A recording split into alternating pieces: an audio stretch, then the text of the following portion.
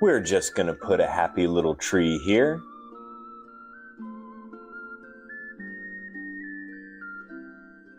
And if you make a mistake like this, just give in to the voices in your head telling you you'll never amount to anything, and just quit painting and sell pictures of your feet online.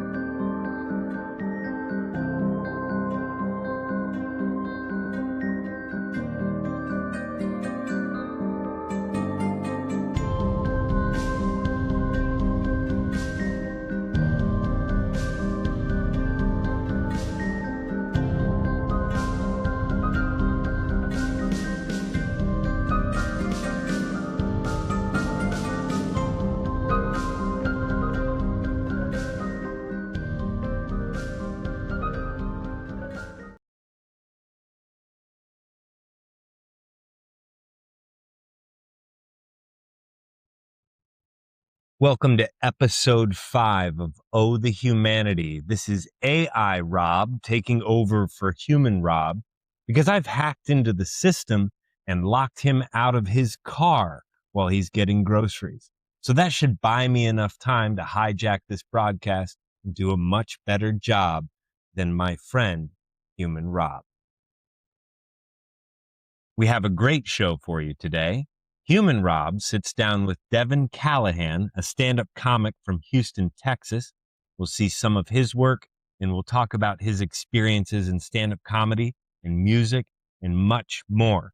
But first, we're going to transport ourselves to ancient Egypt for a comedy sketch written by Human Rob, and then we'll go into the interview.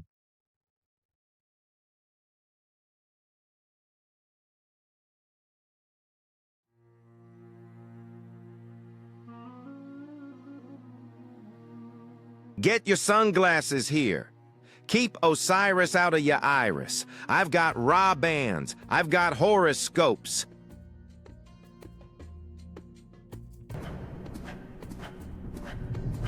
It is blasphemy to shield your eyes from the radiance of the sun god.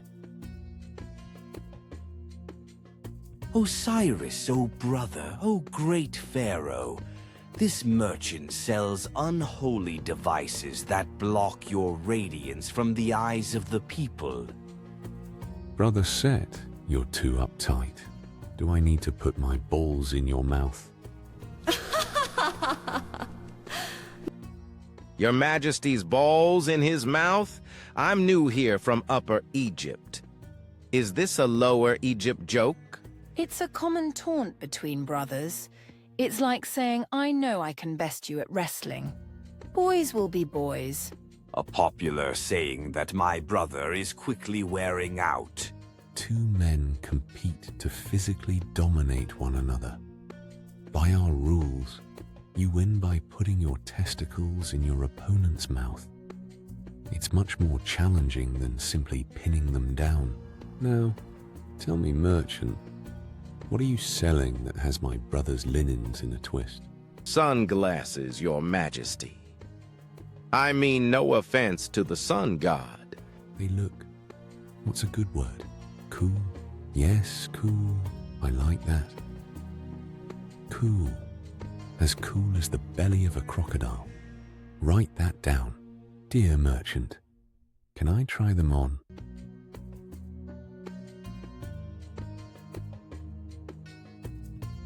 These sunglasses will ensure that fashion is why Egypt is remembered. You look absolutely ridiculous. Egypt will forever be known as Cool Set, no matter how hard you try to make it lame. You are a god, Osiris. I would rather be known as cool.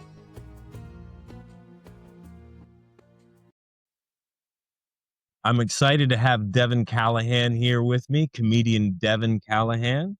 It looks like we showed up to the prom wearing the same dress today, Devin. How are you? Right, right. I'm pretty good. I'm mellow yellow. I'm all right. How are you? Right? Pretty good. Pretty good. I'm glad to have you here today. Um, what brought you to performing stand-up comedy? Oh, okay. I remember one of the first things that I remember seeing, and I was a kid. A&E biography used to be big, and I remember seeing like the Bob Hope things and him going entertain the troops way back then. That stuck with me. And I like George Burns. Like ironically, like if people ask me my favorite comedian, they'd be like, "Who?" They're like, "Yeah, I like George Burns." In the movie he made, I think 18 Again or something. Oh yeah, yeah. Yeah, I and remember oh, he did the movies, the God movies, where he played God. yeah, yeah, yeah, And I think did and he play the devil in one as well? Like, I think he did both. It's amazing you bring up George Burns. I haven't heard that name in forever, and as a kid, I loved George Burns. Yeah, yeah, it was absolutely. one of my yeah, it was he was one of my favorites. The big cigar and I thought I was like, all right, comedian, smokes all day, lives to be 90 something. That's it. But I don't know if that was the formula, but he looked happy. And I'd still watch that movie, Right. 18 Again. And a lot of his other stuff. So him, um, big Red Fox fan, Richard Pryor, Oh, all that Red stuff. Fox, yes. Yeah, just not the normal. Well, I don't want to say not the normal, usual ones, but yeah, I like Chris Hardwick. I think he is hilarious. And he ended up he used to host the Walking Dead talk show, like That's right after the right. show. Was that was He's The a Talking Dead, right? oh yeah, the talking Yeah, yeah, The yeah. So Talking Dead, yeah, yep, he would yep. host that. That guy was hilarious. So it's a lot of people who they just poured into their bucket, and I was like, I think I want to do this, and I didn't really take it serious because I did it for a while back, and I left for like the longest. Um, and then it just slowly drew me back in. I saw something about open mic. I'm gonna start going, and boom, it just it clicked. I think so. Well, right there, why But I did had a you lot of leave, and good. then what brought you back? But maybe why did you leave first? What's that? Ooh, honestly, okay. Um, Or make something it up. was I'm not gonna drained. fact check you. I'm just kidding. I'm Oh just kidding. no, no, no! I'm gonna give the real answer. That's Um, good. That's it was it was draining, and it would kill my soul to try to be around people who thought they had to be funny all the time, oh, yeah. and it would pull the humanity out of you. And I didn't like that, so I just left. I don't even know if that's a big deal or a valid reason, but it was just anything. And I'm like, this is an actual human moment, or it might be something sad, or it might be something happy. But everything was a joke. And I was like, I Right. got to get away from these people. And that was really it. I think it's a very valid reason to step away and take stock, especially in the world of entertainment, but we see it in America at large because it seems like everybody's a brand. Yeah, Everybody's this one thing, and I they're constantly trying to be that. And so there's an air of inauthenticity that comes yeah. in those moments and in those places. And I think that's where it's hard to be around for a long period of time. It's, when you have to wear that mask, and especially as an entertainer, or because even if your comedy is very real, you still have a bit of a persona when you get on stage. And so when everybody's on all the time wearing their Oh, mask, it's hard yeah. to have human connection. And and it can get toxic, I'm sure. So I think that I find your answer very valid. I think it's a very valid reason to step away and take stock of it. Absolutely. What did Yeah, you feel as you or what did you discover as you stepped away for a moment? uh, just matured and humility and grace and all that weird stuff that the opposite of what people think makes them funny. That's what actually makes you funny. Maturity and grace and humility. That's actually the secret sauce to me. And just to be around people who are like, I gotta be on all the time. Everything's a joke.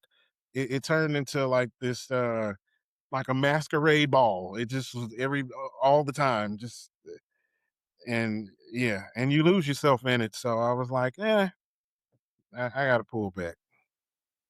I can understand that. That makes perfect sense. So what did you find within yourself during that time? Um, so I ended up doing like IT work and stuff like that. And I was fixing crane computers and and I just noticed like the atmosphere. I'm not saying I changed the atmosphere, blah blah blah, but like I brought like a positivity and jovial attitude to like this drab office job that everybody hates. And they're like, we don't hate it as much because this dude is kind of funny. And I was like, well, hold on. I might be on to something.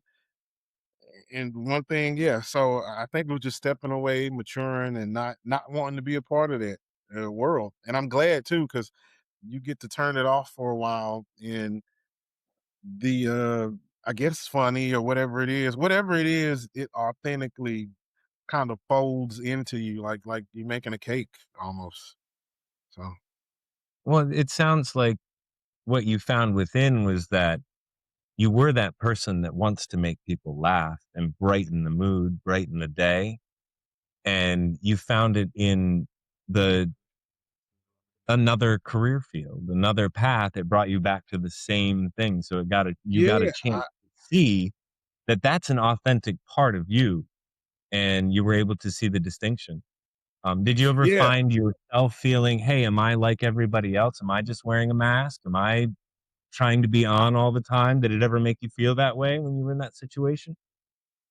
Uh, before I left, I slipped into it a little bit, and I caught Mhm. myself, and I'm like, hold on, man, this isn't like me, um and so yeah, I was glad I was a part of something that brought balance to where I could Yeah. see both sides. And then church work, like stuff with the church and playing there. Like you can't make jokes and be funny all the time there, but there's a certain level of humanity you gotta have and handling funerals and different people's life events and stuff like that in like a gracious way, or you can say one little thing like and somebody who's going through it kind of chuckles and you're like, hey, hold on, like this is it helps in good Right. doses and when you're wise with it. And you don't turn I don't want to turn life and other people's life into a clown show or have it be at their expense. And so to walk that line and to learn the difference in those other fields, yeah, I think that is exactly what helped or helps me now. So It teaches you boundaries of your comedy.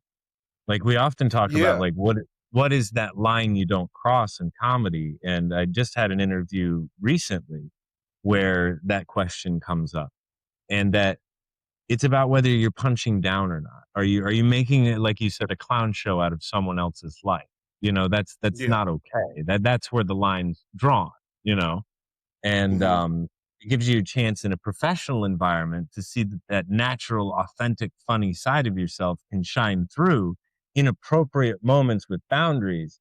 So that I imagine when you get on stage where you have less boundaries, where you should be able to be free to express a joke with good intention and it probably gives you that chance to see both sides. yeah, and it makes me like if I'm writing something, I'm like, well, I don't want to like alienate somebody or this whole group of people, they're idiots and they think wrong and they're dumb. Right. And like, and to me, it's more about, hey, we're all alike. Look at how ridiculous this is. We can agree on it. And this part of my life that I'm making fun of, you go through the same thing, might be slightly different or might vary a little bit, but it's pretty much the same. And Mhm. yeah, that overall, like I want to handle everybody not gently, but at least like in a relatable manner. And I think it helps. And Right. I think it comes across because what I've started to, and I'm not just starting to notice it, but I've been noticing it. Like certain comedians you can watch and and to me, I can tell that they hate the people and they hate the, the audience. I Yeah. like, I can tell they don't like these people and they're not the nicest person. And Yeah. it comes across like you can be funny, but like, ugh, I feel the griminess. Or if somebody heckles them and they just go straight for the jugular, and I'm like, oh, you're gonna turn Ooh, these people against you. Like, hold yeah. on, bro. You know, and I So think it just speaks to the fact that they don't really care at that point. If you're up there performing for people, and I know as a professional wrestler I had done that, but I feel like my motivation was to give them their money's worth, to make them laugh, smile, distract yeah, them from whatever happened before they walked through the gate and bought the ticket. To give them a chance to unwind and forget about the mundane and to get lost in the moment, to laugh or to be on the edge of their seat or, yeah, because that's what they did for me as a kid when I got a chance to watch things and enjoy entertainment of all kinds. But it was the feelings they evoked in me and the ability to escape for a bit and to get lost in some sort of fantasy for just a moment. And it's tough to see entertainers that don't enjoy their audience, that don't enjoy people. yeah. Because that was one of my big things. And I started realizing it helps. You can actually help people. You can help not distract in a bad way, but relieve their mind of the mundane. And you can help. Like one of my big things, I don't even know if they still do it, but the Jerry's Kids, like the marathon Yeah. things that. Oh man, and I think they do something like that, like stand up for cancer or um just to have that platform to do good or something. So I got hooked on those possibilities like for the longest and just performing arts uh, of all kinds. It helps and it inspires people and it stirs up something in them that like, hey, I think I can do that or I got something in me. And it speaks to the better part of people if you do it the right way. So and that's why I Right. try not to make anybody the butt of a joke or something at somebody's expense or it's like Rodney Dangerfield, self-deprecating humor. He was the king of Yes. it. Yes. So I always loved self-deprecating humor. yeah, I loved enjoyed it. I enjoyed the Conan O'Brien show for a long time because he was always dogging on himself. He was always, Yeah, yeah, and it was funny and it was clever and it was witty and he wasn't hurting anyone. And, it was in Rodney Dangerfield the same. It was constantly, putting himself down. It was great. Now you my, mentioned that the performing arts in a broader sense.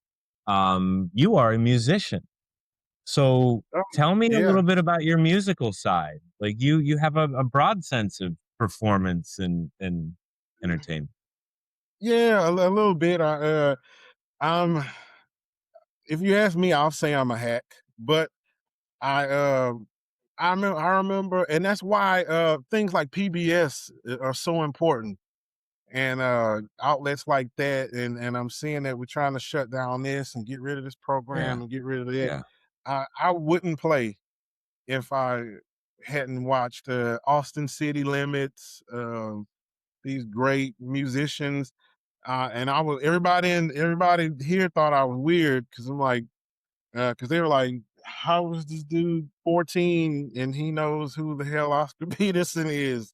Like, what? Right, right. Yeah. And but seeing those people and those different programs and the arts, we gotta hold on to this stuff. That's the only reason. That is it. But yeah, I Absolutely. played a couple of PBS and churches. NPR and all of those are so Yeah, integral yeah, into exposing people to other things and things they wouldn't normally catch on to. And yeah, I grew up in a very rural town in Pennsylvania, and for the longest time, we had 4 channels, NBC, CBS, ABC, and PBS. And if it and wasn't yeah, for yeah. PBS, like, and for Sesame Street, Mister Rogers, and all of that stuff that exposed us to all Oh sorts of yeah, different thoughts and ideas and innovations, and it was inspiring. And it yeah, is and to really a see thing to different see it walks being of attempted. life and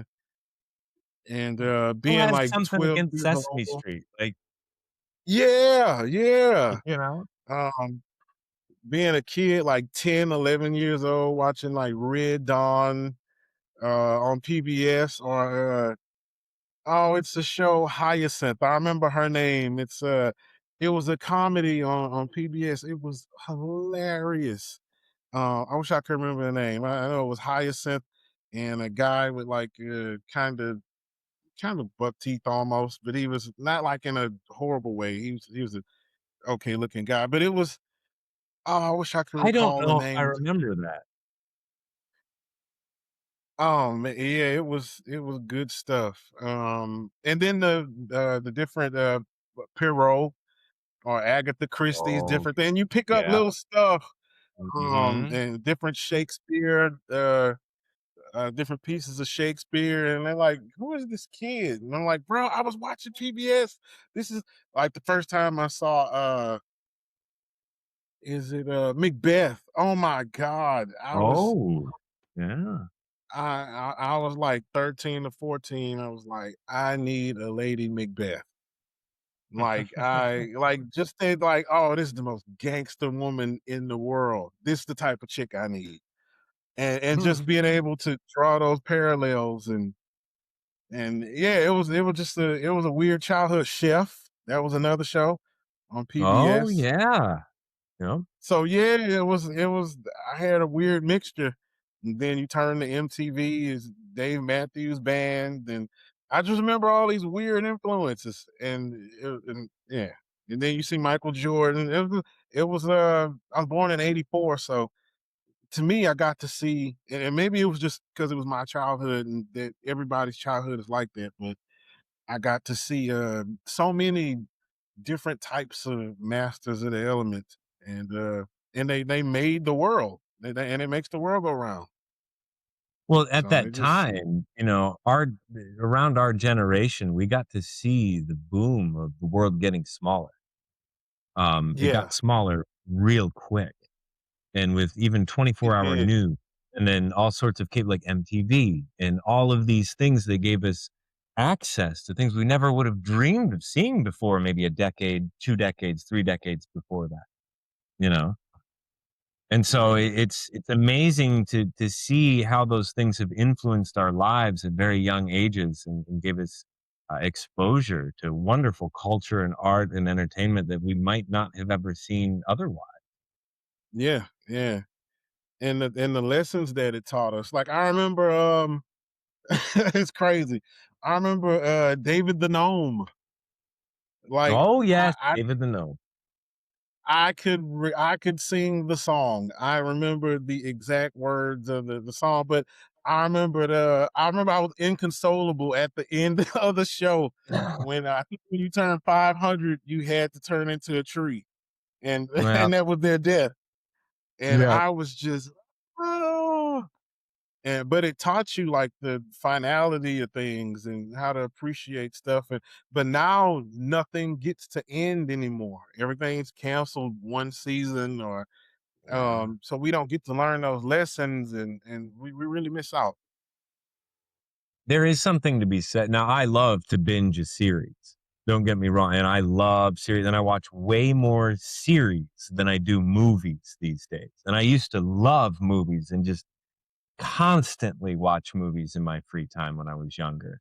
And I do find that there is a lack of closure, I think. At the end of it, you're watching a session, I watch 5, 6 episodes or something in a row if I have the time, as opposed to a 2-hour movie that wraps itself up in a nice little bow. Yeah. Yeah. And we So we're used to missing let that the closure, you know? yeah, but And even I when just a show goes on for 10 seasons and then it doesn't end the way we think it should end, then the closure's even, well, one, it's been way delayed.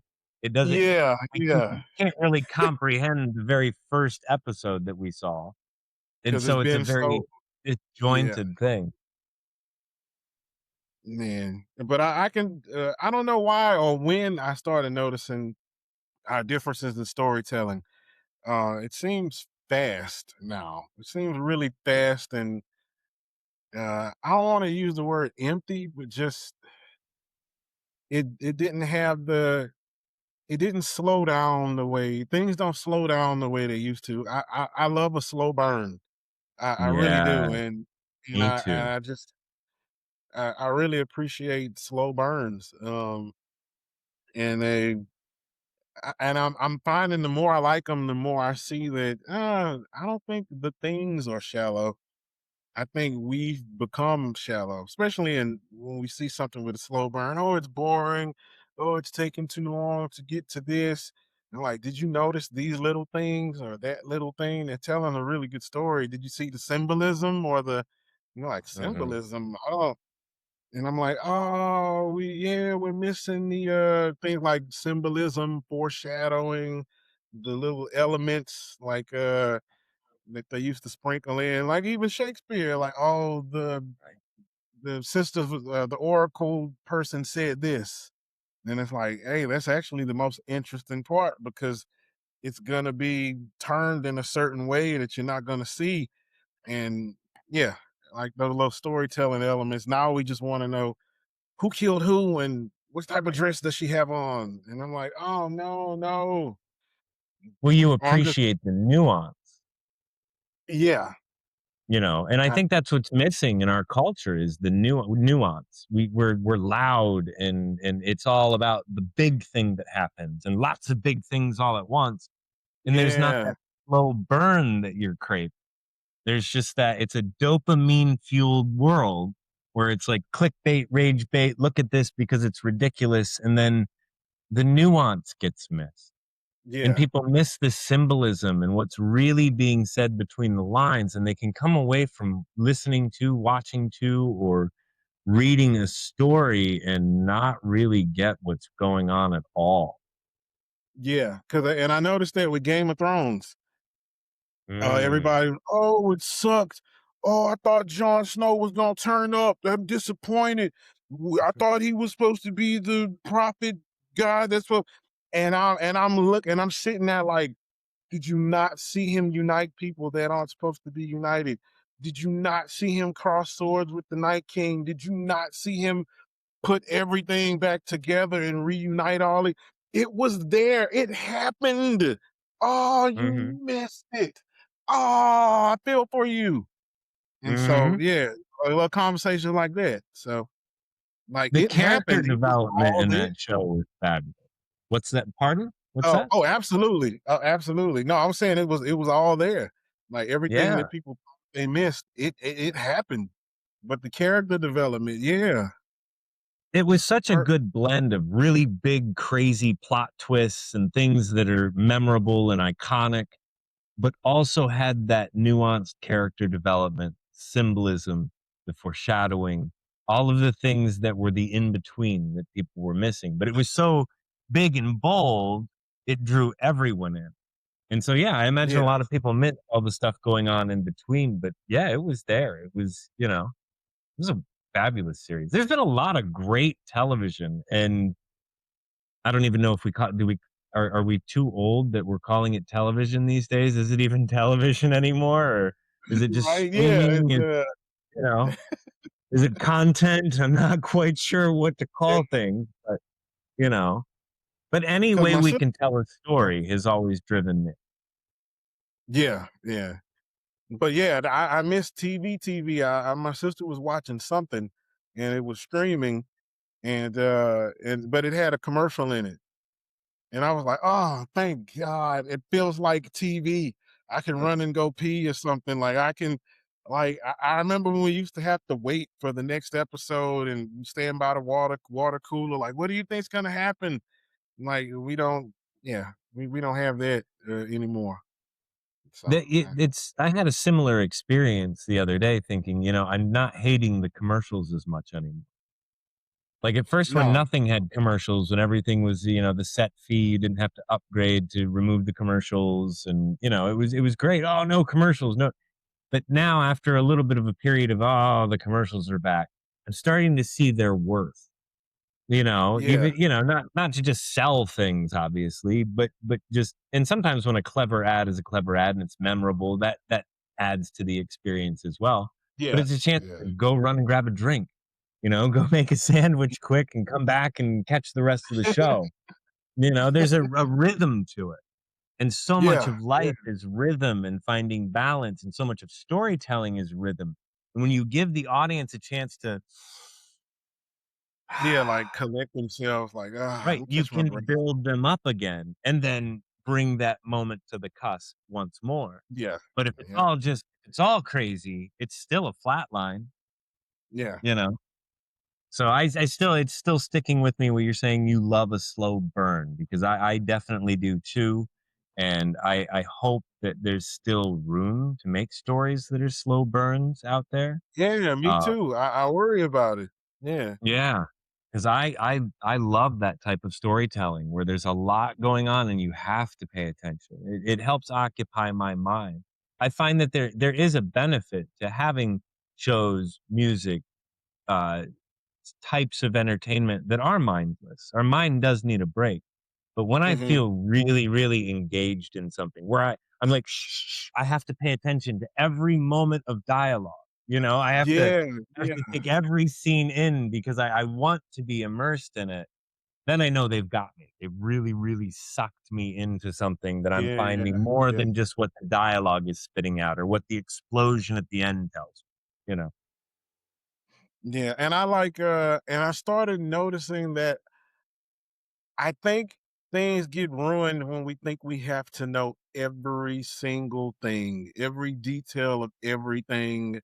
And the first show that drove me crazy with that made me it made me mature. Banshee. I don't think a lot of people watched it, but it was I know of Anthony it. Starr. I didn't watch it. Yeah. And so the like 30 seconds, the big thing in the show is there's this guy who comes into this town, and on Monday they're gonna get this sheriff starting named Lucas Hood. And so he goes to this bar and he meets the actual Lucas Hood. Lucas Hood gets killed, and he's a convict out of jail. And he's like, and he puts two and two together. And he's like, these people have never seen this guy. I kind of need an identity and I need a job. Oh, and so you got this like badass, horrible. Like, he's not horrible, but this is he's fair, and that's what I like about him. You got Kind this of like a fair, neutral. So, yeah. yeah, like this neutral, Mhm. fair criminal guy. He's gonna step into this town and he's gonna play. He's gonna be Lucas Hood. He's gonna be the sheriff.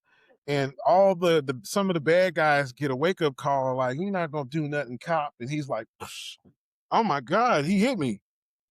This guy's different. and and the show is just it's just awesome. And so for like 3 or 4 seasons, I think like 5. Oh, The big thing is what the guy who's being Lucas Hood, what is his real name? And he whispers it to a chick in her ear, and you never know what it is. 5 years, 5 seasons, you never know his real name. that might And drive me a little insane. I'm good for and a it, couple it of seasons of with a secret like that, but yeah, and it drove me insane. And then after a while, you're just like, you know what? I don't care. He is who this town needs. Period. And it is it's pretty good. I'm gonna have to The guy check who plays Banshee out. yeah, it's the guy who plays Homelander. Oh, okay, Um, okay. Yeah, yeah. And the yeah, boy. he is Anthony Starr. He is great. So, and I think that's what put him on the map. Was Banshee, and it's based off this. It's an actual town in Philadelphia, but it's not called Banshee. The actual town name, I forgot what it is. but it's all kinds of people in the town, like some Amish folk, some black folk, some Hispanic folk. It is not far from an Indian tribe, like a reservation. And Hmm. so you get this mix of all kinds of different people and stories being told. And oh, it's good. It sounds It's really good. But fascinating. I'm gonna have to check yeah, it and out. you never know his name. You Huh. never know. Well, that's awesome. Um, I love that we just kind of got off onto an impromptu conversation about some really awesome oh things. crap. I No, no, no, Sorry. no, no, no. I love it. I think it's perfect. I'm enjoying it. It's great. I want to take this moment to take a quick break, and then Okay. we'll be back and talk a little more with Devin Callahan. Absolutely. Thank you. Thank you. I've been watching TV. I've been watching Interview with a Vampire. That shit been good, bro. With the black dude shit. Yeah, and I got a homeboy, he white, talking about he want to see Terrence Howard play a vampire. Because he already dressed the part. And I'm like, that shit don't even make sense, bro. Like, I couldn't see that, like, Terrence Howard being a say, man. That nigga bite up on that neck, man. Oh, he bite an old black. We're back with Devin Callahan, and we've been speaking a lot about what we love about the stories we love and having them performed for us. What do you love about performing, Devin? Uh, um, I like the fact that most people are there's this fear of performing or being in front of people, and you can kind of shatter that illusion. I'm that guy. I'm the demystifier guy. The If demystify. if everybody's terrified of something, I'm like, I want to know exactly how that works and what makes everybody terrified so I won't be terrified anymore. I can't live under that. And so you get to be like an ambassador I like to show people like this doesn't hurt. They don't bite. Um well, I mean sometimes if you ask nicely, but that's different. But nothing's gonna that. happen to you. Right, yeah. Nothing's gonna happen. And you get to you kind of get to represent something that a lot of people are afraid of. And it's not like, oh, I'm better than you. I'm showing you like, if I could overcome this, trust me, it is not that even with music, even with playing. Oh my goodness, oh this. And I'm just like, it's just scales and chords and relationships. It's trust me, give it 6 months, you can do the same thing if you lock in. And I like yeah, so it's a demystifying thing. It takes Well, the allure. I think when we see something we appreciate or admire or a gift or a talent, there is that mystical side of it. There's that sense of, oh wow, that's amazing that they were able to do that. And Yeah, so I get that. And it's amazing you're able to, especially around other people in a situation that calls for calm and reason and just stay in the moment and don't get caught up in the overwhelming nature of the thing. What yeah. qualities do you think it is within you that make you the demystifier in a situation like Curiosity, first of all, to me.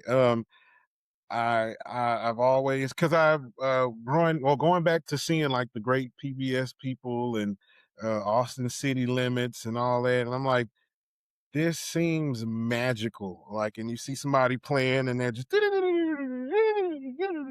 you're like, this is magic. And just to be able to spend so much time with it, and you're like, this isn't magic, but it's magical, and it's a big difference. So, with so many things, you get to you start looking at it like that. Like, oh, it's a good challenge, or it's a good way to view a challenge that you can kind of take the mystique out of something that seems insurmountable. And that's the part I like. And it's like a bravery thing that you can show people like, look, I'm an ambassador to show you that anybody could do this. I'm not special because I'm that? doing it. I'm special because I tried. And anybody can try. And I think that's what I like sharing. So I like I don't that. know if it That's a makes good way sense. to put it. Oh, it makes But perfect sense. I think that's great.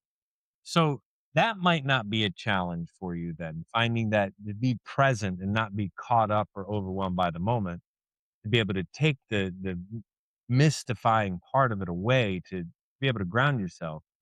So what about performing is a challenge for you? Um, Getting out of my own head to do it. That, and not talking myself crazy before I get a chance to do it. That's why I was so grateful for the way Kill Tony worked, because you didn't really have time to like get nervous or get in your own head. It was just go, go, go, go, go. I was behind the curtain and I was like, what is this? And the dude's like, oh, it's like 6,000 people. Get out there, bye. And I was like, oh, okay. All right. Well, I'm here. I don't have time to get so yeah, not getting out of my own head and not talking myself insane before. It's the Well, hardest thing. that was a great moment for you, and we got a chance to talk about it before we started recording. Tell us a little bit about your experience with the Kill Tony show and how you got a Uh chance to be a part of it. yeah, it was fast and it was so fun. So I went to Cap City in Austin and I did a set. I think it went pretty well, and he made a call and he was like, "You should show up to Kill Tony Saturday," because they did a special show at Smart Financial. Normally it's in Austin, and so Mhm. they had one in Houston, and I think Dallas too, um and like a little Texas tour thing. And I showed up like super early, which I actually like doing. I like soaking in the atmosphere. I like talking to people, meeting folks. Um and I didn't think it was gonna happen because it was almost 9 o'clock. I was like, they're gonna wrap up the show. Yeah. And last bucket pool guy, it was me. But it was so fast, you didn't have time to get I just had to remember like 3 jokes. I just got to do 2. And the last one was like, is that the punchline? Is that it? And I was like, oh no, I got a punchline. And I gave the punchline. He was like, hey, all right, I actually liked it. And and it went well. I got the little oh yeah, I got the little leather Yeah, smelling show the book. notebook. Yeah, it really does smell good. Because you I can sit it over here and I'll still catch wafts of the leather. And so um but yeah, it was just fun, and it was fun with everybody being there. They had me in well, they had us outside the arena, so we didn't even like have tickets and could sit on the floor. It was just it was just they shuttled me in to do like my minute or two, and then they kicked me out with the book. They So kicked you out with the book, in and out. yeah. So, but it was great. Everybody was all the staff was nice. Everybody was cool. Um, he asked me to play, and so I ended up playing a little piano too. Yeah, it was really. I didn't think it would be that fun, and it was such a rush.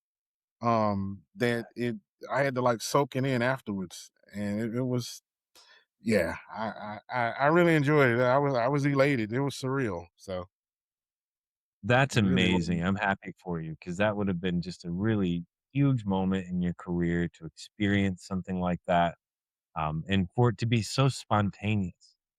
You know, a lot of Yeah, times, yeah, yeah, a lot of times when we're working towards something, um, we're so driven toward that moment where we expect we'll get a chance or a shot. But when those opportunities arise that just come out of nowhere, when you just yeah. think, my, it's on, they're going to wrap the show up. It's not going to be tonight. It's not going to be my time. And then boom, you're right in the middle of Yeah, because literally, and I mean not to, because I literally it started getting late. It was like almost 9 o'clock. Maybe it was after 9. I don't quite know, but I was like, well, all right, it didn't happen. I'm gonna go to Austin Monday and try again. It was still fun seeing everybody that was out here, and I had a really good time. And it was like God Himself heard me, and He was like, well, you know what? Since you got such a good attitude about it, you're up. And I was like, "What?" And it. that's and so I and that's something I was I was really happy about that. My attitude where I got there at 2:45 p.m. and I didn't go on till like 8 or 9. But before I went on, I told myself it wasn't a waste. And just Right. to have that happen as the confirmation of my positivity, I think that was like, yeah. So that's how I felt. It was just like, all right, since you're so positive about everything, get up there and be positive. And I was like, okay, I I think think I can. that's beautiful. Yeah, That's its attitude is everything and your I think so. perspective on it. Yeah, yeah, And I think and to be so able because to see it everybody play else, out. yeah, Yeah, to be able to see it play everybody out in else, real time for you like that is pretty amazing. yeah, that was crazy. That was the crazy part to me. So Hmm. Well, stand up is all about timing, and not only that, but your musical side, playing piano is all about rhythm. So do you find that your musical yeah, training has made you more technical or a precise comedian? it has. Oh, that's a really good question. Well, thank Um, I know. Okay, yeah, exactly. Yeah, it has. Like, uh, I don't know if it's made my timing better or not, but it removed that pressure of I always have to be doing something, and sometimes less is more. And so sometimes when I'm like, "Ooh, I'm playing all this stuff," or I can just do like a doo, boop, boop, boop, little simple thing like less is more, and I don't have to. It shows you how much pressure you put on yourself when you. It's kind of like you always have more time than you think, Yes. Yes. and and it's reassuring to know you don't have to rush yourself as much. So magic happens, good stuff happens. You see stuff more positive. So yeah, I think they go hand in hand. Um, yeah, it removes a lot of pressure of always having to be busy. Um, that busyness can get in the way of like, because I've noticed that on stage sometimes I'll pause and not say something and just look like, and then they laugh, and I'm like, oh, I couldn't figure out what to say, but y'all are laughing, so all right, Yeah. I'll move on. So Well, it's like what it, we talked about before with the commercials coming back, giving a chance for the audience to process a bit, yeah, you know? In wrestling, I experienced that a lot where it was about slowing down. Since it was such there's an athletic component to it where you're trying to get them to ooh and ah about what you can do physically as well as what you do comedically or in an acting mhm, sense or telling a story, but to slow down, because the hand is quicker than the eye sort of thing. yeah, yeah, And you feel like you're moving at a snail's pace, but what you're actually watching unfold is in perfect time. And it yeah, doesn't feel as awkward to the audience as it feels to you. That 3 seconds of pause on stage for you feels like a lifetime. But for the audience, yeah, it's just to breathe and let the joke process. yeah, Yeah, and that's really cool. it keeps you from tripping over your own feet. So it's yeah, it is. I guess it does go hand in hand. Yeah. So to put you on the spot, if Uh-huh. some weird situation came up in the world where you had to pick only one to do for the rest of your life, stand up or music, knowing you'd never be allowed to do the other again, which would you choose and why? Ooh. Oh Now, thank man. goodness there's no reason why that would ever be the case, but I think I think stand up. I think I would keep doing that. Um oh why it's so much fun. And it's fun and I don't know, I'll never be like, oh, I'm so good at it, I'm the best at it, blah blah blah. But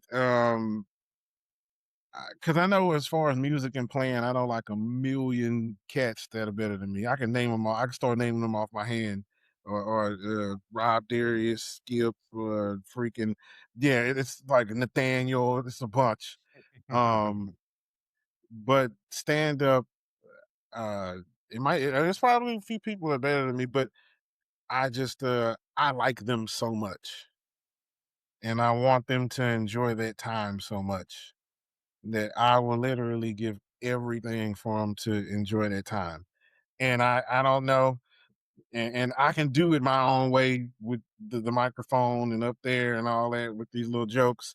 And I'm sure they can do this too in their own arena. But in that sense, like, yeah, I think I could give my all to kind of like serve and make the time worth spending with me. So yeah, I do stand up. I really would. So you have a good amount of confidence in your stand-up. That's great.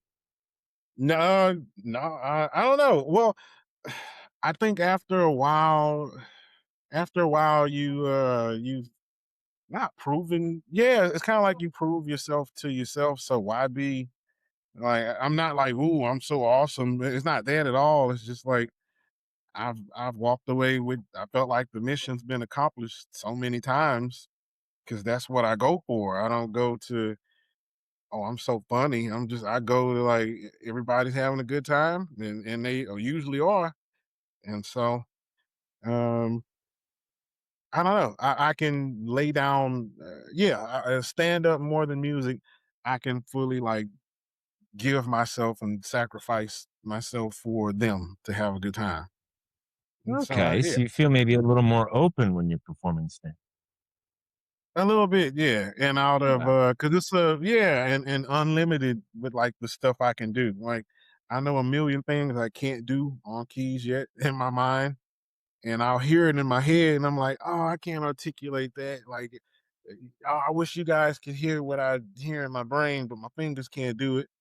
Um, but stand up, I'm like, "Oh, I can just say it or time it right or have a good interaction with somebody, and it can't be duplicated." Yeah, I like. Oh, yeah, stand up. I would definitely do it. I would do that because I like the intangibility of humor. I like how you I can't like hold it down. Like, this is what funny is. This is what I like how it always gets away from you. The tighter you try to hold it, the sooner you'll drop it. I love that's that. an I don't. that's an interesting point because if you think of music, there is a mathematical composition component to it. It's on Mhm. paper. We know what it will be when we read it, but to write Yeah. a joke and to deliver the joke, it's different than just data. It's not just words, it's how it's delivered, the energy behind it, the feeling behind it, and everything else. That's fascinating. So yeah, I like the mystique. I like how it's kind of hard to just hold it down. Like, I've got humor. And it's like, no, you don't. As soon as you think you do, you don't. And that's what I was worried about. So I've seen a few dudes do kill Tony. Well, I saw one dude get killed Tony, then I saw another dude like win this award. And then they go back to their home clubs and they're like, I got it. And then the set is like, "Mm." And so I Mm, like, yeah, I like that you never have it. You never have it and you never done. right. Um, I just, but I think that's the same thing for music too. Like, I'll practice until I die because you never through learning. But once you know something on keys, you just know it, Right. Right. And if you know a song, you know a song. And I don't want to say that's boring because I like that, but I know if you tell a joke Monday somewhere, it'll kill. Then you'll tell it Wednesday, and somebody in the audience will be like, "Ooh," you're like, "Oh, they growling to me. Oh my God." And so you're like, all right, well, let me word that different and let me do this, do that. And it makes you work on it depending on who you're in front of. Well, I I like think that. you can interact a little more with your audience during stand up. I think when you're When you're playing Oh, piano, you are focused on the piece, you're focused on the keys, you're focused on the music. Whereas you really have to feel and play off the audience and, oh, this, I can tell already this joke isn't going to land. I need to, yeah, change a little bit on the fly or give it some time to breathe or whatever needs to happen there. But in music, you're just kind of focused on what's happening, you know? yeah, yeah. Or you can take that chance. You can literally probably say it in the mic. All right, I'm looking out over the. I don't think this is gonna, but I have to say, and then you just say it, and then you'll be Yeah. surprised sometimes, or there'll be like a mixed reaction. Like, okay, you know what I'm talking about. I know you don't approve. I'm sorry, and but even that, yeah, I like that part. So It's being it's flexible and just going with the flow. So, yeah, what yeah. difference do you feel inside yourself when you play live music as opposed to performing your stand-up set? What feels different inside when you're doing both? Ooh. Well, I was gonna say it depends on it depends on how the set goes. Because there's Let's say, nothing like, all things being equal, say that it's a good set and a good piece of music. oh man, like not accomplished, but just like satisfaction with my competency level. It's like, oh hey, I can get the mission, like I can accomplish the mission and make people not feel like they wasted their time. Mhm. And but I play at church, so I'm like, well, they're here for God, they're not for me. But stand up, if you have like a really good set, or if somebody comes like, hey, I really like this joke about such and such, or my main thing is, if you make a joke, if you just happen to make a joke about a group of people, and somebody from that group is like, hey, I'm in that group, but that was funny, like that. See, I knew I could just that seal of approval, just like, you messed with us a little bit, but um, so yeah, it's just like a sense of satisfaction. Like I just feel like I didn't waste their time, and I didn't turn them against me. I didn't punch down on them. I didn't belittle them. I didn't make it at their expense, or like I actually made them happy. Might resonate, it might not. My sister laughed too motherfucking hard. I didn't appreciate that. This chick said, I got into it with this chick, she said, fuck you, nigga. Oh, bitch ass, koala looking ass nigga. Yeah, fuck y'all, bro. I knew y'all would laugh at that shit, and I was hoping y'all wouldn't. Merchant, I'm impressed. I have a huge favor to ask of you. I need help putting the finishing touch on a grand project, and I think you have inspired me. He is a common merchant. What favor could he do for a god? Set. My balls. Your mouth. I'd like to see you try. I'm honored. But, I feel like I'm in the middle of some, family dynamic stuff here. I don't want balls going into mouths on account of me. Oh, it's not you, dear merchant. These two have been going on like this forever. I like you. I like your horoscopes, or Ra bands, or what have you. And if my brother husband Osiris trusts you, I trust you.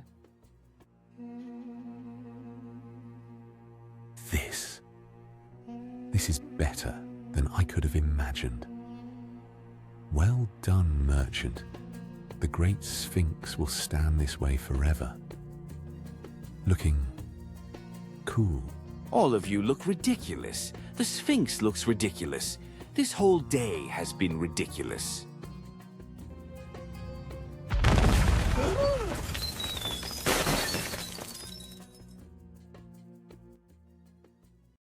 Oh, I was just going to say, earlier you were talking about how you call yourself in certain situations the demystifier.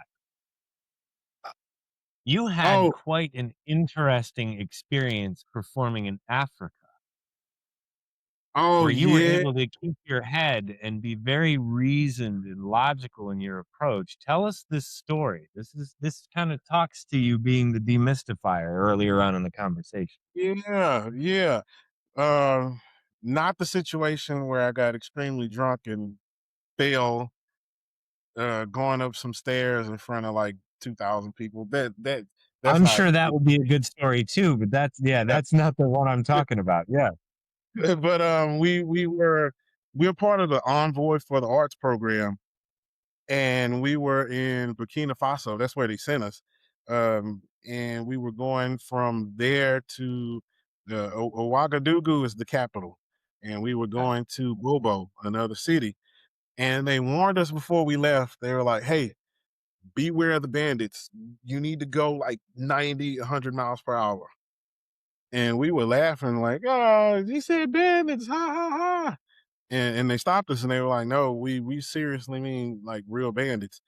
And so we were going. It was a beautiful trip. We were just looking at the scenery. Oh my God, it's so many shades of green, mountains and everything. And it was like a movie out of nowhere. This truck, like this beige truck, just came, gun on the back, everything, and they were bandits. But we were in a convoy, and so the first vehicle had like some important people, like from like the embassy and like state officials and all that. So they zoom, they made sure they got them out of there. Um, Regular musicians from Texas, nah, they can get caught.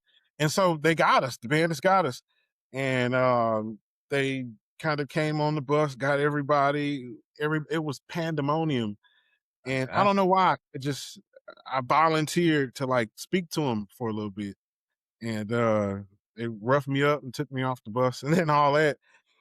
And they brought me over to like the side, and it wasn't so much a shakedown. It wasn't.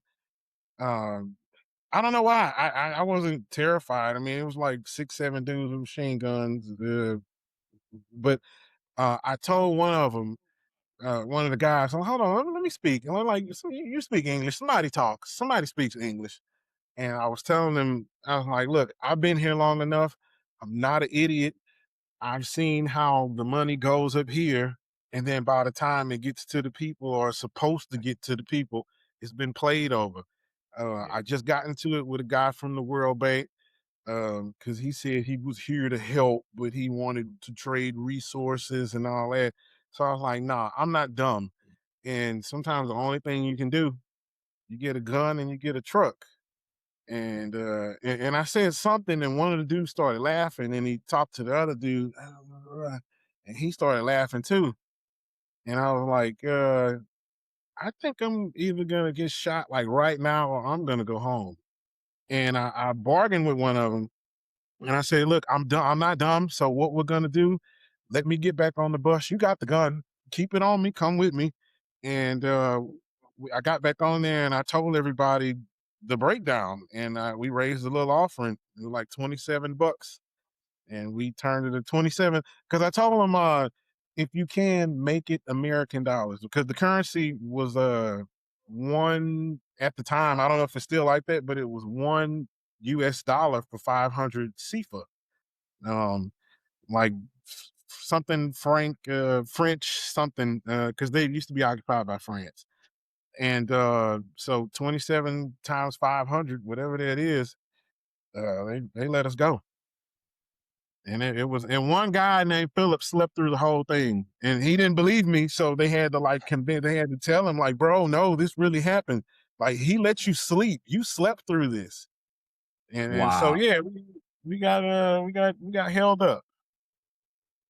You But I negotiated yeah, you negotiated a $27 ransom for your freedom in Africa yeah, yeah, from bandits. from bandits. But That's I mean, but in my mind, I've been there. I was there long enough because we were just there for like 2, 3 weeks, and I just saw enough to where I'm like, oh, okay, I get what this is. Like it was like it just, the country was ran like a it was almost run like a corrupt church. Yeah. Like Yeah. all the money was at the top, and then by the time it trickled down, everybody had picked away and done their thing and made their money off of it. And it was and I just had to be honest with him. Like we was living in, well, we would go to somebody's house who lived in like a closed gated community, a guy sitting up front with like an AK or whatever, guarded, closed in gated community, and literally across the street it would be a house with like no door, and the floor was the ground. And Right. so yeah, it was like I can't put on airs, bro. I see what this is. I know what's going on. I'm not dumb. Um, and I Well, think they believe me because it that's was how you, true. It's true. yeah. That's Mm. how you were able to literally demystify the experience of being a bandit.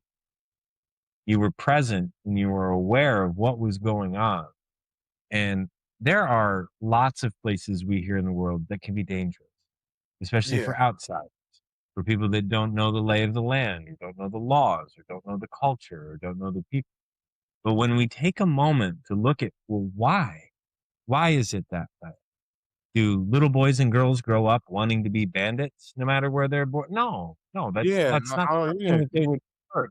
It is a life that has been, this is the way we have to survive because yeah, of corruption, because of outside influences, foreign influences, our own governments, our things that are going on that are creating this environment where it yeah, becomes appealing to take up a gun, get a truck, and start shaking people down for money. yeah. Like that's basically what we're, talking about here. So you were able to demystify that very overwhelming situation to see it exactly for what it was, to see that human connection with people that were holding you at gunpoint, say, "Hey, I understand why you're doing this. And I'm Yeah. not dumb. I see what's going on and I understand your plight and what can we do?" And I think that's a really, really brilliant story. I really do. Oh, thank you. Yeah, I was just, I don't know why. It was just like, I'm not afraid, but I see, like, and I thought, like, if I were you, oh man, I would do the exact same thing. Right. Sorry, I'm not above it. Like, Right. if I were here trapped and I knew this entire world was around me and they kept me boxed in, yeah, and you would just see weird stuff. Like we went to the school, and like every 6 7 minutes, and they were geniuses. And I saw a dude draw like the most wonderful. It was like a duck or something in a flying a plane, and it like made no sense, but it was perfect. And he did it with chalk, and he did it in like 5 seconds, like boom. And it broke your heart to think like, bro, you might not get to leave here. Like the structure and the way that so I was like, yeah, I kind of would do the same thing, bro. After a while, you don't have a choice. Um, at least from where I'm sitting and what I'm seeing a lot of brilliant people who oh, I'm taking my mobility like for granted. Like it was really sobering. Not even the experience with the guns. Like I didn't think Yeah. nothing of it. Just the how people live. Everything And around the experience with the guns. Yeah, the yeah, just the everyday life of having to survive and for your basic necessities makes you make a yeah, totally different set of choices than what most of us experience here in a country that has infrastructure and yeah, a relatively very different way of life. I mean, obviously, we have our problems, and there are people that are suffering in this country that experience very much the same type of thing that mhm, those in Africa are in those, even the bandit areas and so forth, because we have that in America in different places. We have it in mhm. inner cities at times. We Oh have it yeah, in the outlands and different things like that where people are forced to survive because of circumstances that are outside of their control. yeah. And They if you can't need control. to eat, Yeah, yeah, if you need to eat, what are you going to do? you know. Yeah, yeah, There's something to be said about understanding the crimes of survival, you know, and just making those hard choices you have to make because you don't have it any other way. yeah. But that's Because definitely yeah, sorry. no, no, you're fine. Go ahead. No, I was just saying I remember at like the beginning of Batman Begins, he helps like a little kid take something so the kid could eat. And I'm Yeah. like, hey, this is Batman, that's crime. And I was like, oh, I get this. And I think that was before the trip or whatever. So I've always that started me looking at I'm like, oh, sometimes this is survival. And this is tricky. Everything's not black and white, like crime, bad. Right. Um, and It it is helps you. not Yeah, it is not always good versus evil.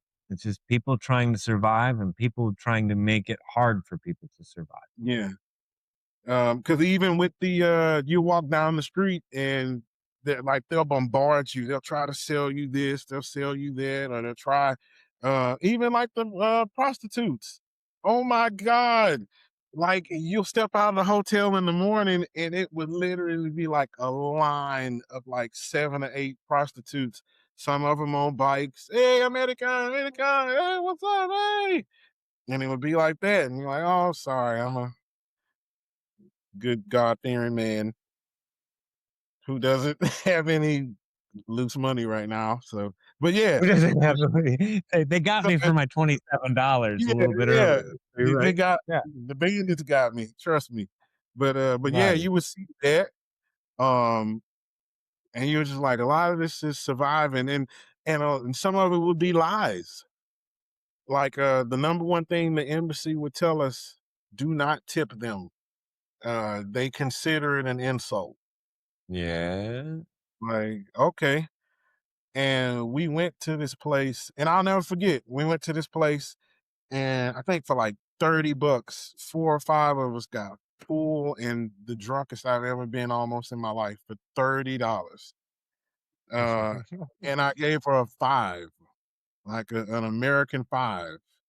And she like started shouting and hugging me and I said, and I told her, I said, oh, well, they told me that I'm not supposed to. And she said, "No, they say that for a purpose." Yeah. And I'm like, "So you're like, oh my God, this is all so twisted." And They're actively trying to use propaganda to keep people impoverished. yeah, and the average person Exactly. there, they said they live off the equivalent of like $350 a year, but don't tip them. $5 would be a big night. Yeah. And she was like, "You don't understand. Are you sure?" And I'm like, yeah, I'm sure this is like a pack of cones back home for me. Like, yeah, like no, I'm honored. Like I've never been somewhere where we got full, like second servings and wasted for like $30. Yeah. Yeah. And you, yeah, That doesn't and happen another here. place, yeah, and another place, a guy was like, oh yeah, oh, I don't know what he offered me a burger and he was like, nobody's supposed to eat this because it's this type of meat. And I'm like, I don't think so. But you know what? Just to leave some money here with you, give me one. I know what it is, but it's not that. It's a What is it? burger. He was telling me it's a lion burger and it was $40 Oh, for, uh, a yeah, lion burger. a burger made out of lion meat. And I'm like, I know it's not. But I'm drunk. She's cute. Serve me up, bro. And just to help, just to help. Yeah. And you, yeah, and you start because they're outside the hotel every day. There would be a naked dude that walks around about 9, 10:30 in the morning. You can set your watch by him. And we went and talked to a cop, not to instigate, but just like why? Like I'm curious as to why you aren't doing anything. And it, it really made me look at America different because he said, all right, well, what good would that do when everybody here is comfortable with their bodies and him, and all we would end up doing is just jamming up a dude that doesn't have money Yeah. and ruin, like, so what? Or you could just be mature and just, this is what he does. He'll be gone in 20 minutes and the day will go by. Like, why mess up his life? And Right. I was like, whoa. It made me look at here different, because they would take him, they would throw him in the thing, put all kind of charges and make his life horrible Right. when he doesn't have money and probably not in his right mind in the first place. They were just like, we just let him, he doesn't hurt anybody. He's been doing this for years. Nobody's ever been harmed. And he's Yeah. gone in like 20 minutes. Yeah, as a naked dude, he'll be gone. Who cares? Right. Right. And Yeah. that There's level, nothing in his pockets that are dangerous. yeah, yeah, You know, yeah. like, yeah. We And have that level, a way in America to really, if our sensibilities are offended, or if yeah, our, oh, that's weird. I don't need to see that, or I don't need to. We think it needs to be dealt with instead of being a community and yeah, understanding. That's Joe. That Joe needs to walk naked for whatever reason it is. For the first part of the morning, we see him. He goes somewhere else. He's good. It's all good, and just move about your day instead of yeah, micromanaging our yeah. experiences as Americans. You said it though. You said, here, even if our sense of like sensibilities is disturbed, somebody must pay. And I'm Right, like, right. and that's, And and way disproportionately from what should be, yeah, yeah, appropriate for the situation. You know? That guy would have his life ruined for walking around naked. Like, his life would never be the same once he was processed and booked for it, he'd be on and all that would kinds be of it. lists, and yeah, if there were kids around, he'd be on a list. He'd be ruined. And who knows what happened to him, and who knows what, you know, who knows Yeah, where that came from. It might be like an injury, it might be something in his head, it might be hurt or something. So yeah, just that level of like that level of understanding, and then yeah. who do you think you are type thing. I got a Yeah. lot of that out there. Like the who do you think you are to try to make everybody pay for everything? Like this punitive, you have to. I'm gonna get you. Who do you think you are? And yeah, it was life changing. It was I love to go back, but I've been hearing about a lot of stuff going on out there, like with the president, and he made a lot. He made, I think he made all the foreigners leave, and it's been Mm, wild stuff mm, going out there because he got tired of corruption. They got a president who started making changes. He like, look, I see it's corrupt. 'Cause you could go downtown to Ouagadougou, and like when the French pulled out when they were working on stuff, it is left exactly like it was the day they pulled out. I mean, like forklifts and tractors and stuff stacked on top of buildings and cranes and stuff. They just left. wow. And so, yeah, it's some parts you can't go in because it's dangerous. Like, oh, I can't go down the street down there. And they're like, do you want to? And you see stuff like, you're like, oh, goodness, my infrastructure, like what? And yeah, you just take a lot of stuff for granted. Um, No I mean, doubt. see it, you're like, all right, I get it. Yeah. A lot of us in America, I think, need to have experiences of seeing other places, other people, how other cultures handle things, how other communities are built, Yeah. because there is really a big disconnect into what a real problem is and what our solutions are. We start to demonize people, groups of people, areas of people, geographies Mhm. of people, when we don't really realize what causes it. Like when you mentioned the French leaving there, like obviously they were affecting the people in a very negative way with their Yeah, practices. They yeah. weren't able to build their own nation. They weren't able to build their own infrastructure. And so I think that's important. Whereas, and I think some people might take that as, well, we need to get all the foreigners out of everywhere and everybody go back to their country. No, that's not what I mean. Like that's Yeah, not no, what we're getting at here. But in certain situations, it's the foreign influence, especially in places like Africa, in the Middle East, that cause these issues. They've Yeah, caused people to be placed in indefinite poverty, indefinite disease and oppression, that they don't have an opportunity to really tap into, like you said, the kid that's drawing a duck in an airplane that was just a genius rendering of art, and all of that untapped potential and all those lives that could impact the world beyond their village if given the opportunity, or at least impact their very village to make it better. They're not even allowed to do that or have the yeah, opportunity yeah, to do that, because at the embassy, they're telling you falsehoods about, hey, don't tip them, they'll be yeah. offended. Yeah, Yeah. yeah, exactly. And It's you crazy. got to see people live in harmony. Like we went to one village or one place. Um, it was literally like Muslim people were staying over here, Christian people were staying over here, and it's not because there was hate or anything. We built stuff over here. The Muslim people built stuff over here. They put like a market in the middle, and everybody would just go congregate, and it wouldn't even be a thing. Or Right, the restrooms, like men and women's restrooms, and they were like, "This is Africa. We don't have enough money to build both.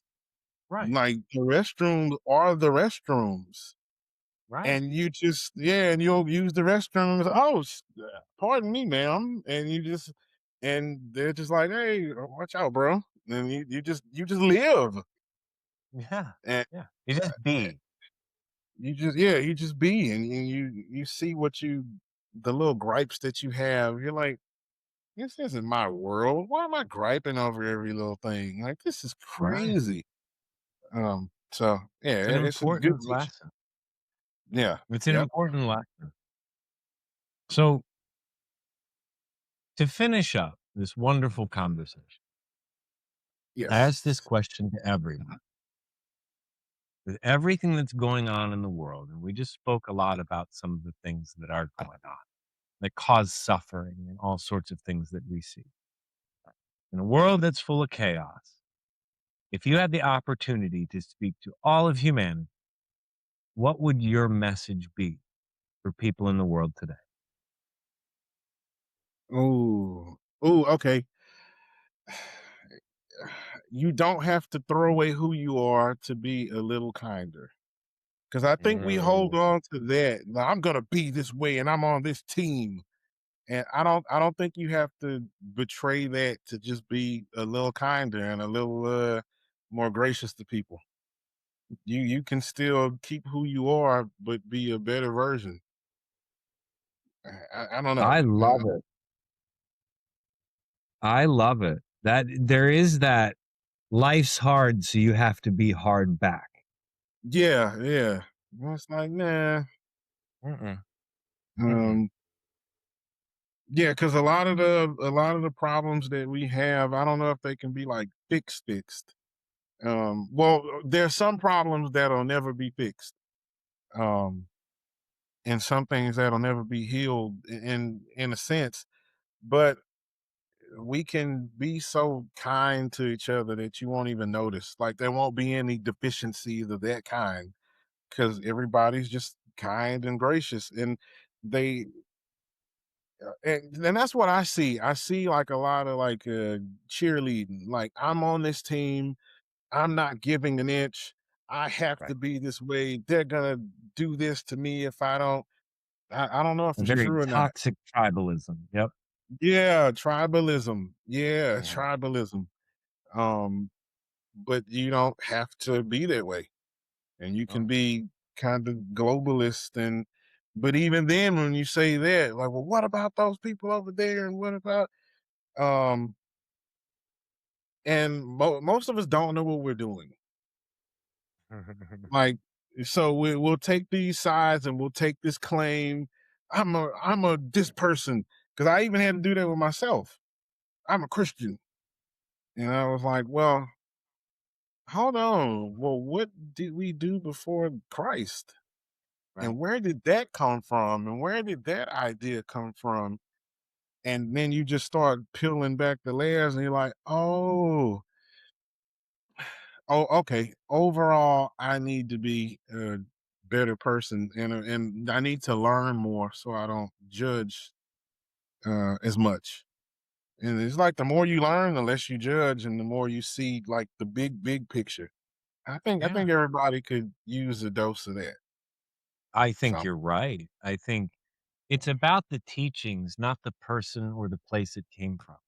yeah, I These think they're truths, avatars. pardon? Yeah. Oh, sorry. I just think they're all avatars, like playing Yeah. Mortal Kombat.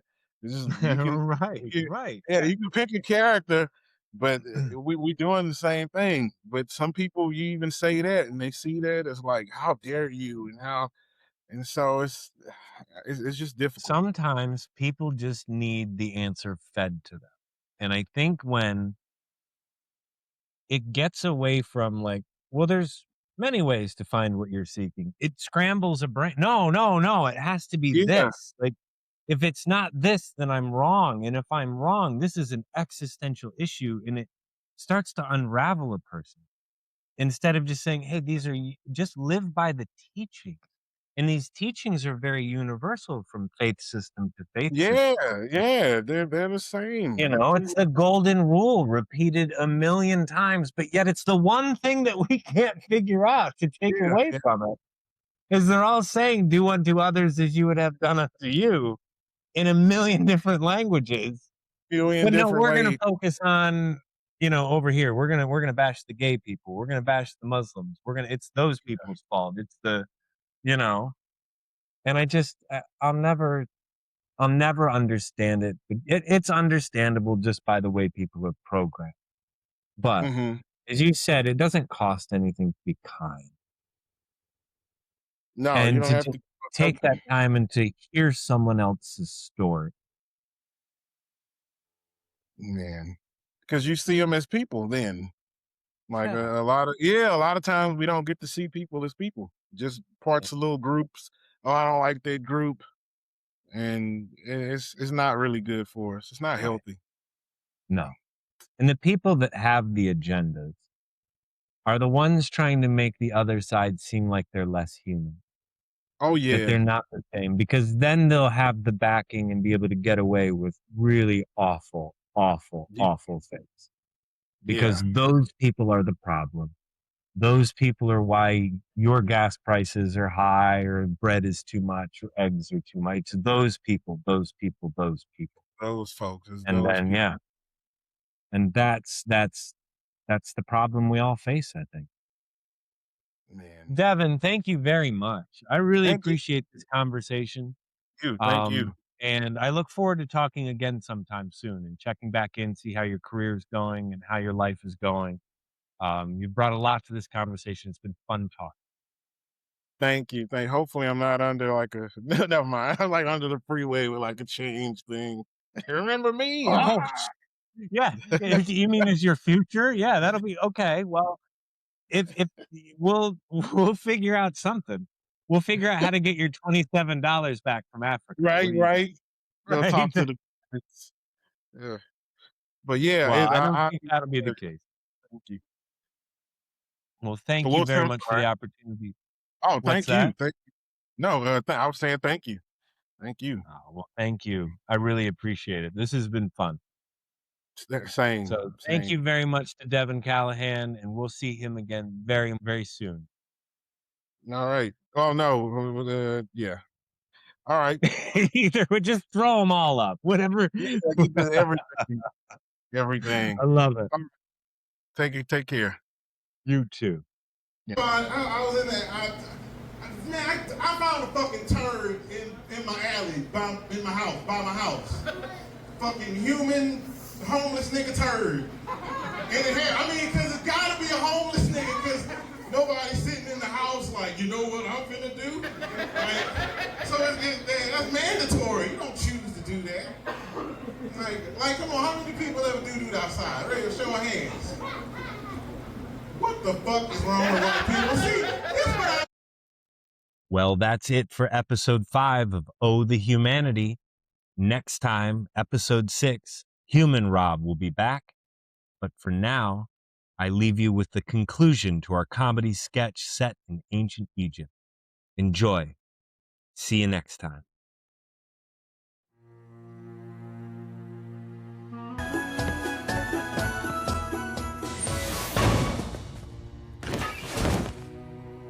Happy birthday, oh brother, oh great pharaoh, the great embodiment of the living Amun-Ra. I'm, beginning to think Set actually wants his brother's balls in his mouth. Brother, I know you tend to get overstimulated at parties, so I crafted this beautiful box for you to retreat into for some undisturbed rest. Climb in and we will carry you to your chambers for the evening. I can't believe that nincompoop actually got in the box. Oh, now that we have cut him into 13 pieces, he will not resurrect. I finally have my brother by the balls. Now all of you have one piece of Osiris. I want you to take them in all directions so that they will never be found. Go quickly before Isis realizes he is missing. Set, what have you got there?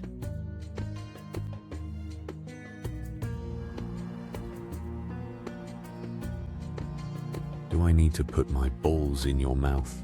Set. My balls